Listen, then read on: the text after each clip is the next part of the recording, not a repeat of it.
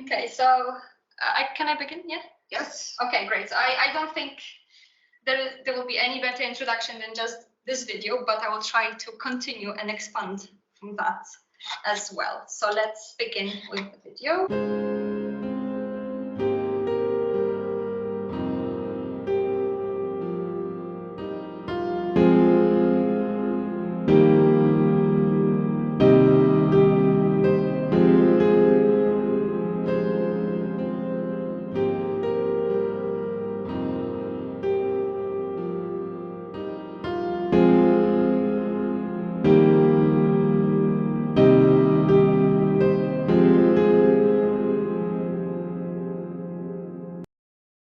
In this short video, I'll be exploring one day from my past, present and future through the medium of Polish, English and Welsh languages. Oto mój pradziadek, Paweł Donosewicz. Służył on w jednostce 2 Morskiego Batalionu Strzelców. Jest on jednym z Polaków, którzy dostali się pod ogień ataku z Schleswig-Holstein, który ostrzeliwał Westerplatte i od którego ataku rozpoczęła się II wojna światowa 1 września 1939 roku. Będąc zmuszonym pójść w głąb kraju, mój pradziadek był świadkiem walk, zniszczeń oraz ruin pozostałych po spaleniu wiosek i miast. Dziadek walczył do 19 września 1939 roku. Polska amunicja już się dawno skończyła. Mieli już tylko tyle, ile udało się złapać i ograbić z patroli nazistowskich. Nie mieli też co jeść. Po 19 dniach poddali się do niewoli. Za czyny wyjątkowego męstwa okazane podczas wojny obronnej w 1939 roku naczelny wódz w Londynie odznaczył 2 Morski Pułk Strzelców krzyżem srebrnym Orderu Virtuti Militari 5 klasy. Odznaczeni zostali także jego żołnierze. Oto mój pradziadek Stanisław Świebocki, pseudonim Błyskawica. W 1939 roku był na II wojnie światowej i brał czynny udział w obronie naszej ojczyzny od granicy niemieckiej z 4. Pułkiem Piechoty Legionów w Kielcach, który był wcielony do Armii Łódź. Po 22 września dołączył do podziemia, czyli Armii Krajowej i był dowódcą plutonu w gałęzicach okrąg Kielce. Walczyli z wrogiem bez przerwy, zatrzymywali pociągi i zabierali broń i amunicję, nie dopuszczając nazistów na wschodni front. W ten sposób ich oddziały zaopatrywały się w broń. Pradziadek został odznaczony Krzyżem Partyzanckim oraz Krzyżem Kawalerskim Orderu Odrodzenia Polski. Moja prababcia, Józefa Świebocka, była sanitariuszką i opiekunką chorych, gotowała im posiłki i karmiła ich. Była również łączniczką, przenosiła meldunki i prasę podziemną do innych miejscowości. Przeszłość moich pradziadków nadała mi moją teraźniejszość. My name is Karolina Jones. I decided to find my new home here because I had fallen in love with a Welshman and the Welsh language and culture whilst in Poland studying English philology with Celtic studies, which included learning Welsh language, culture and history. In 2019, I moved to Wales to do my master's degree in visual communication and continue learning Welsh. In 2020, we were supposed to get married in Poland. Unfortunately, due to COVID-19, the Polish borders closed just 2 weeks before our flight, so we didn't get married on the day we had planned. I felt trapped, having not fully settled into my new life and role. For the next 2.5 years, I wasn't able to see my family, let alone host a party. We were very lucky to get married in the registry office in Wales during a local lockdown, but no one could be there with us. We are still planning a wedding with our loved ones in Poland. My present is looking forward to a better tomorrow. Rwy'n gobeithio I bydd ein dyfodol yn fwy disglair. Wrth ddysgu am brofiadau fi hennain a theidiau, rydw I eisiau i'r byd ddod yn lle gwell. Fy'n ymuniad phresennol I bod I sefyllfa gyda Covid yn tawelu a'i bod yn ddiogel I ni ddod yn ôl I normal. Rwyf yn barhau I ddadblygu fy hun, fy nelf, fy ymchwil fy chynianiaeth bwleg Cymreig. Rwyf am I fy neulu I dod I Gymru a ddeall pam fy mod yn caru fy mywyd yma. Rwyf am anchrydefu aber fy deidiau a nainiau, a rhannu ei storiau a pharhau I geisio gwella'r byd drwy barhau I wella fy hun. Os na welwn y dyfodol, nid ydym yn ymladd drosto. That was the quick summary of my story. Looking at this final part, hopes for the future, I honestly didn't expect that within a month of creating the video, the world situation would change so much. So I just want to say that I really hope now that not only COVID stops, but the wars as well. But let's move on for a bit better, happier topic after the heavy one we've just had. So, as you know now, I have a degree in English philology with Celtic Studies. I studied Welsh, Irish, and English. I studied the history of the languages, literature, culture, everything. But during that time, it is where I was very inspired by similarities in our cultures, fights for our language, for our history.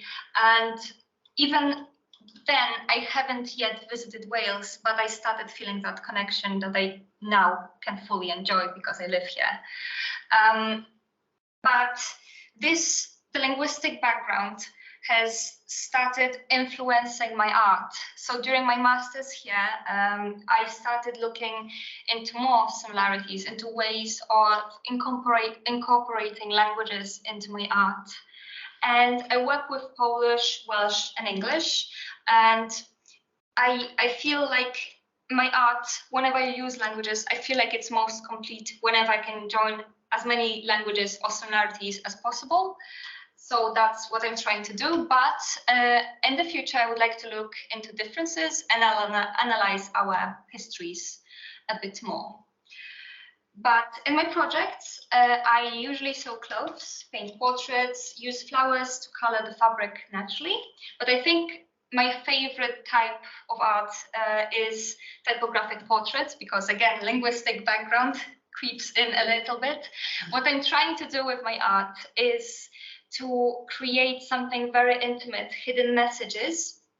And in these portraits, these are hidden messages of friends or family of the person portrayed. This is the self-portrait that actually has begun all the series. And in my case, it was the words, the sentences that I've heard while my upbringing, my favorite songs, something that shaped me who I was at the time of making it. And on this side here, so people can't see me, the black and white one is the portrait of my brother that I made for his 30th birthday. And this is the mix of messages from me, my mom, and my dad from his childhood up until now, our secret code messages, our adventures we've had. So I really tried to make things as close to the subject as possible. And the girl in the middle is my late friend. And these are the messages of me and my friend's 40th anniversary of her death, to like show her we still remember and miss her. But the typographic aspect and hidden meaning was what started this project, the Polkimreis project. So Polk comes from Polka, Polish woman, Imreis from Kymreis, Welsh woman. So Polkimreis. So as you've heard in the video, at the beginning, when I moved here, I felt a bit uncertain of my new roles. So in early 2020, I began exploring my identity. The idea at first was that I was organizing my wedding because we were supposed to get married in April. So while in private life, I was focused on creating as balanced event as possible for both Polish and Welsh cultures, it started appearing in my art as well. So these portrait series are called The Balance for that reason. And to show my kind of roots and background, I used the photos taken by my father in 2017. And they were inspired by Polish pagan Kupała night, which is a pagan love event. And the veil you can see here is actually a blouse that I got from my great aunt, and the blouse is still intact, although it's like 30 years old now. It's been given from her to me to like keep it and hopefully maybe in the future give it to someone else. So I used it as a veil and as a connection to my past, to my family, while I also use symbolism of flowers. So and Celtic knot you can see here. I wanted to show, at the time I was just focused on like Slavic Celtic similarities before I started looking into Polish and Welsh. So to show the Celtic, I showed the Celtic knot and daffodil, closer to Welsh, of course, because I'm marrying a Welshman. And to show Slavic was fern leaf, because Polish legend is that if you find a blooming flower of a fern during Kupawa night, which is St. John's night, you will prosper in the future. You will be healthy, you'll be rich. Some legends say that you will be able to talk to animals. So that's why usually couples get together into the forest to find the fern leaf and lead a happy life later on. And that was the beginning. But then I thought, let's make something bigger out of it. So as you know, I come from a military family, and this notion of looking back was something that helped me appreciate my situation, because I felt very lost in my new role as a future bride, as a foreigner. At the time of making this project, of course, it was COVID, so I didn't get to integrate much into the community here.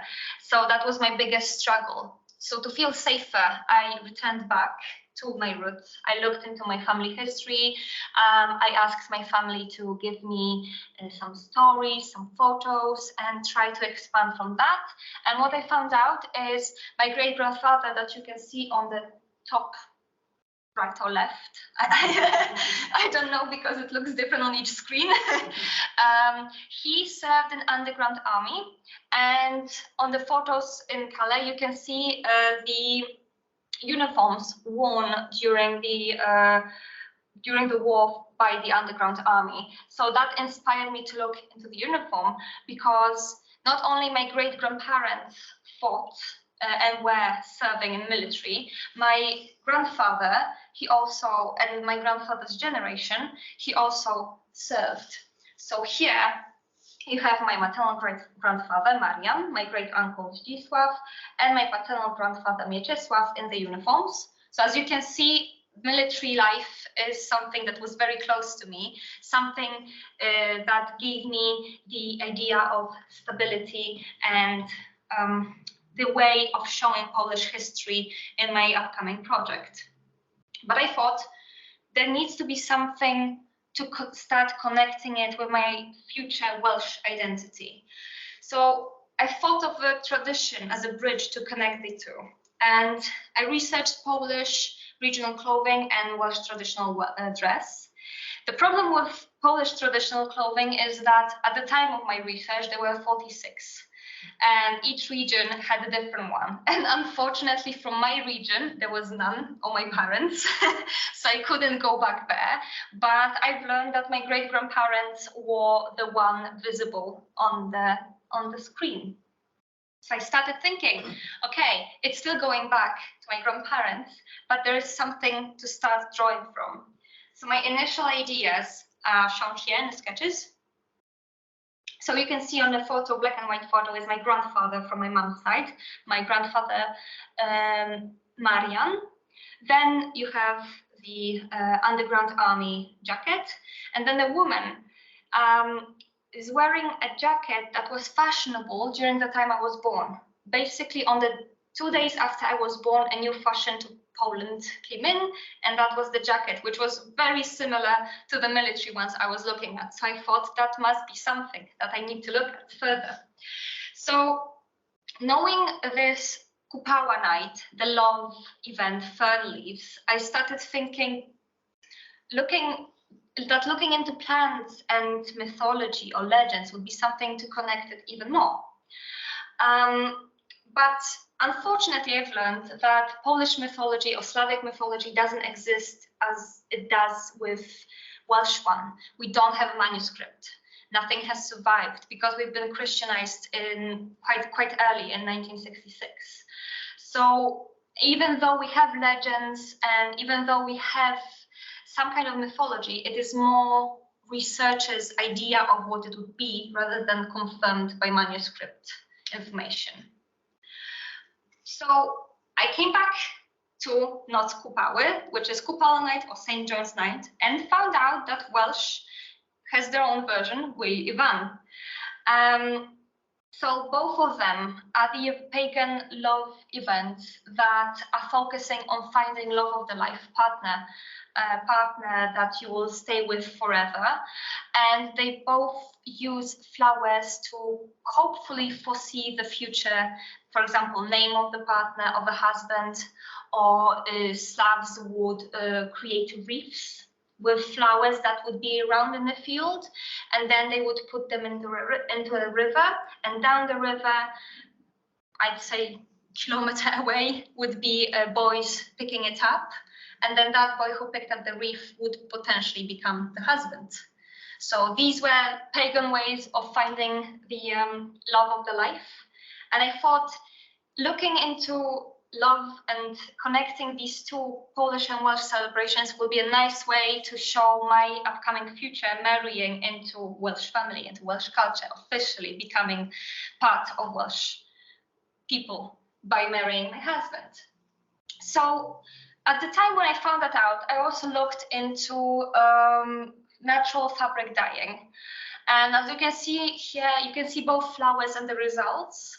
I worked with roses, daffodils, tulips, and gerberas to create a pattern that I could use in the future, because my idea was to create something that will show my mixed identity that was slowly shaping, and the results of natural fabric dyeing can't be predicted.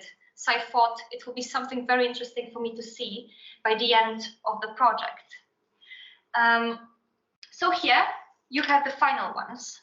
I've created both versions. I created one for Poland and one for Wales. The Polish pattern consists of roses and multicolored gerberas, whereas Welsh one is daffodils and yellow gerberas. Both of them have the same base to show the mixture, but the bottom just to distinguish which pattern is which. But then I thought that I've done the mixture, I've done the patterns, I still need to come back to the past, to my family. So at the time, I had my maternal great-grandfather's handwritten stories that I've read to you today, my grandfather's great-grandfather's Stanisław's stories. And seeing his handwriting has inspired me to listen to transcripts of my great-grandfather Paweł from my dad's side. So what I've done, I was listening to him and writing down what he was saying, and then created a layered pattern of both stories into one, of the stories I've read to you today. I wanted it to be intimate. I wanted it to be hidden because, as I've mentioned, we still are getting used to talking about these things. So I wanted to show that it's handwritten, but not necessarily being that easy to read. That was the aim. So that's Opowieści Combatantów, which is Stories of Combatants, but the Polish title. And then we have Welsh, Straeon Brwydwyr, to show my connection with Wales, to show my appreciation to Welsh history and Welsh struggles. I've decided to translate these stories, first into English, then into Welsh, and use our national colors of Polish and Welsh flag to show my appreciation fully. So these stories here, the Polish stories on the left side, are the same stories on the right-hand side, with the most striking to me words shown a bit more. And what's interesting that on the design, they are easier to read than on the actual print.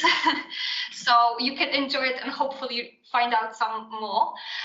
But now you know the stories, so it may not be as fun to find out the stories this way. And the idea was to start mixing these colors because Polish flag is white and red, and Welsh flag is white, red, and green. So I thought it would be a nice way to show the mixture even more by using the same colors.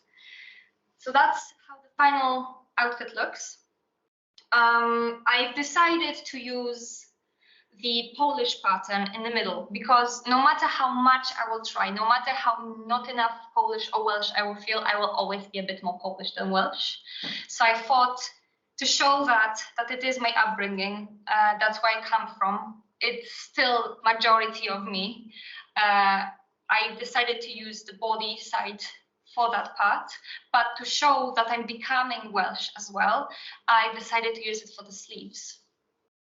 And the whole outfit was actually sewn with red, white, and green threads only, still to like honor our flags.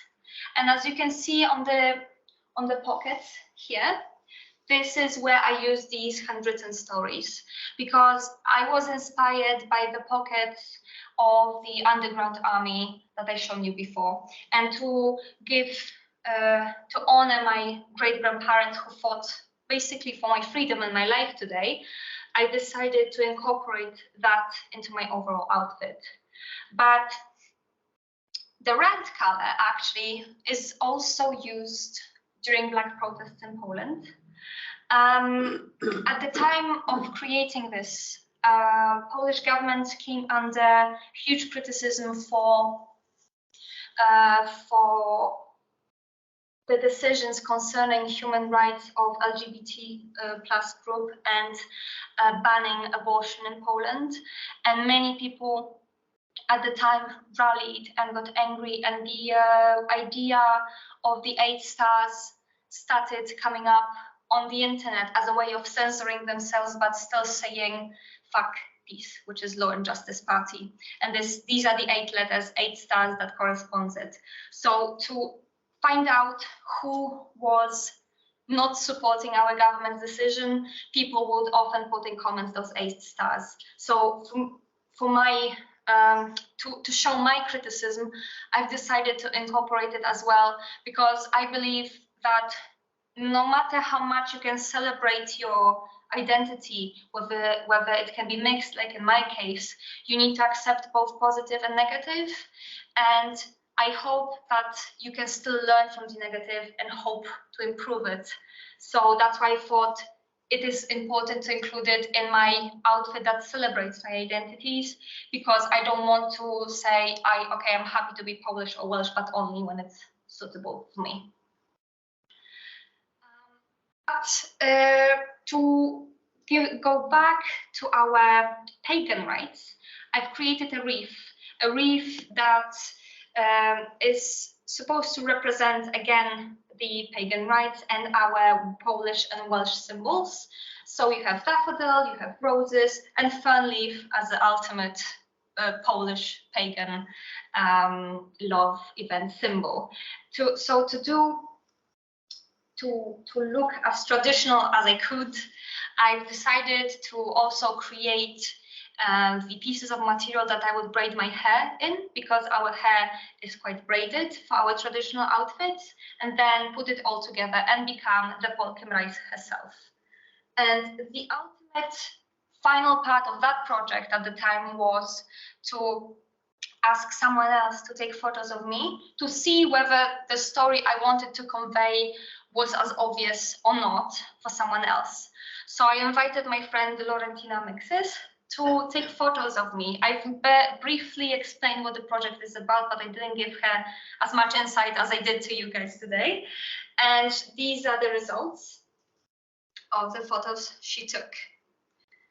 But even though that's the Polkemrais outfit of 2021, I am looking at creating Polkemrais bride outfit. Because now I am seeing my identity like this, mixed, happy, delicate. I don't feel as chaotic as I used to. I don't feel as lost as I used to. I feel happier. And I thought it would be perfect to show that marriage of identities in my wedding dress. So it's not a big reveal, because in Poland you have 2 days of wedding. This is my second wedding dress idea, so the first one is still secret. But the idea is to obviously wear it on the second day of wedding and for the first time. So for my future project, it will still be hidden. But on the day of the wedding, I would love to leave like a piece of paper or fabric and let my guests write whatever they want on the day, how they feel, whether they like the party, with some wishes. And from these words, create a pattern to create either a jacket or something that will correspond the dress itself, and then have it as like a finished outfit to show in art galleries. And the idea with it is that this dress hopefully will be finished by my next week exhibition, because it's still work in progress. But let's keep fingers crossed that we'll actually manage to do it. And speaking of my exhibition, I would like to invite you all to see all of my work in person. All of the work created that wasn't shown here as well will be displayed at Paul Rice exhibition in Tea Tower, 25th of March, 6th of December. And I would really like you all to come. You're welcome to come. And I'd like to say thank you all for listening to me, and for Josef, Herman, to inviting me. It's really nice to share my story, especially that of this Polish-Welsh connection. And if you have any questions, you're welcome to ask me now. And thank you.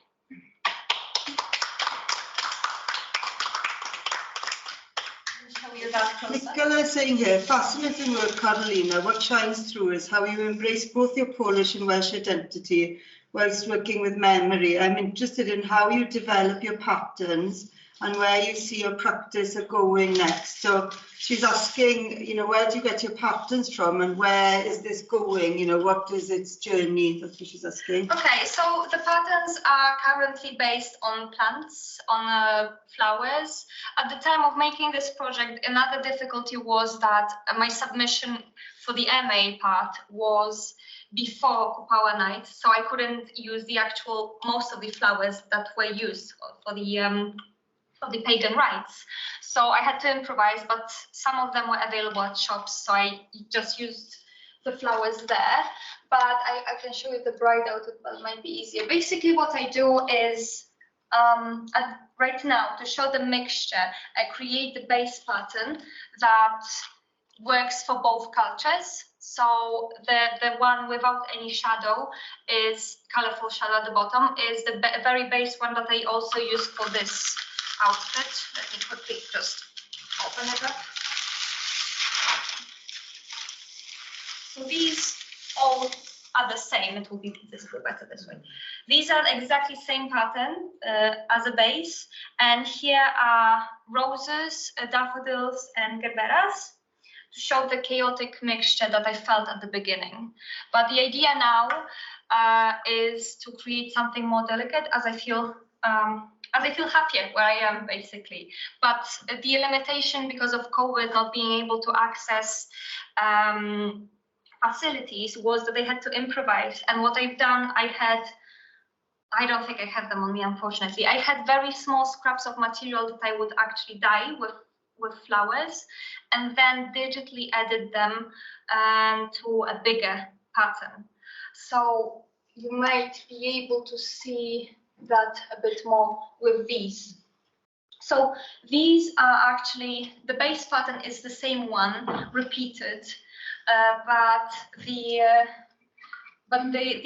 like bottom sides are a mix of at least 2 or 3 different ones, and then just playing with colors to make them look as I want. Because what I've done, I've designed the pattern, but I also printed it, prepared it for selling. I've done everything from scratch by myself to keep as close connection to the garment as possible. And that's the idea, to keep on doing it until I get bored or change my ideas in the future. But my final project, I'd hope, like to finish the Polkim Rice project, would be to create an outfit where hopefully I will be wearing when I will be given my British citizenship. So Can you show the inside of that garment? I don't know how you can see it at home, I'm not sure, but I'm not sure if it will be visible that much detail. We can see it in the room, so yeah, that's interesting. So these are here the translated. Wait, I can show it. Yeah, you can show it on the screen. Yeah, so the inside here is the translated Welsh story, and if you look closely and you know where to look, you can see my great-grandparents' names hidden in there as well. But during the exhibition, this will be printed as it is now, so you can also try to read in a bit more. And yeah, anything you will find here is like sewn with either red, green, or white threads, just to keep the symbolism going, because it was really important for me to create something as close to me as it was to the Welsh culture at the time. But as I've said, right now it feels to be less harsh as it is here, and becoming more delicate and more in union. And to the people who are inside, you can also look through my final project album, look at the materials here, flick through. I'm happy to show you all. And yeah, I don't know what else to say, to be honest. No, that's good. Angelica, who is the second year.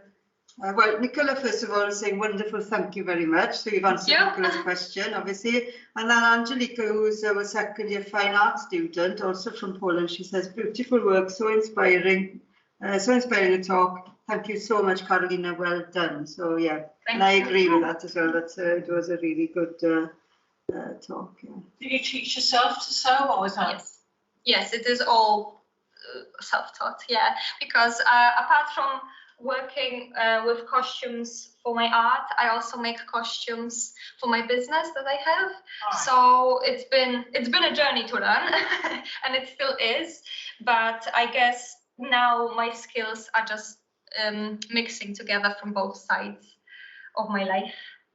You printed the fabric yourself? Yes, actually here for my final MA, I was able to, just when COVID was getting safer to go back, I was able to go back and print the designs by myself, because what you do, you print them, then you put them to steamer, then you wash them, and then you iron them, and I've done all of that by myself, just because I really wanted to feel as close to this outfit as possible.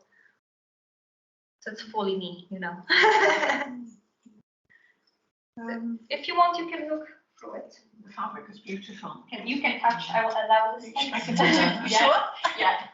Usually I'm protective. Special night tonight. Yes. Any other questions at all? Congratulations, I would say. There's a lot of thought and a lot of work gone into this. It's incredible. As you think, isn't it? And the more you show us, the more I appreciate all the work that you've done, the thinking ahead. Thank you. It really means a lot. Fair play. It was very difficult. Like now, I'm so used to all these thoughts, but at the time, I had trouble how to connect them all together into one. So me and Gwen, we would have a lot of talks how to make it into one big project, and I would struggle because I would go different paths all the time, whether it's going to be military or it's going to be folk or maybe just power night, and in the end I managed to put it all together, but it was a while. You combine them beautifully. Does it recognise the names, you know? It's just fun, absolutely wonderful. Like reading books as well. I think that's brilliant, you know, to get the names in there. Yes, each time I find them, I'm like touched and in tears. I'm trying not to look now. Very well, and you're young to be doing all this. Think of all the years ahead and what you can progress from here and what you've learned, you know. Yeah, the idea is to go and meet more of my family and to discover more of our stories, and hopefully maybe get inspiration from that. But the new stories that will potentially come out are from the people I've never met, so it will be interesting to see if we get them, how will I respond to them? Just something to the dying. So many possibilities, isn't there, in the future? Yes. Is it reversible, the jacket? Technically, for the photos, I've done that, but no. The idea is not to. The idea is to keep the stories close to heart. That's why they are like... Yeah, the right side, you're right. Yeah. So in this album, you have the test prints that I've done before I printed the full material, just because sometimes there might be errors in colors. So I saved the final prints that I decided to use for the final outfit, and decided to make like a final album showing all of it together in one, because at the time we were hoping that we would have some kind of exhibition, and we were asked to create like a final summary, and that was my idea how to present final outfit. So it's trial and error really, you got to this stage. Yeah. Lovely.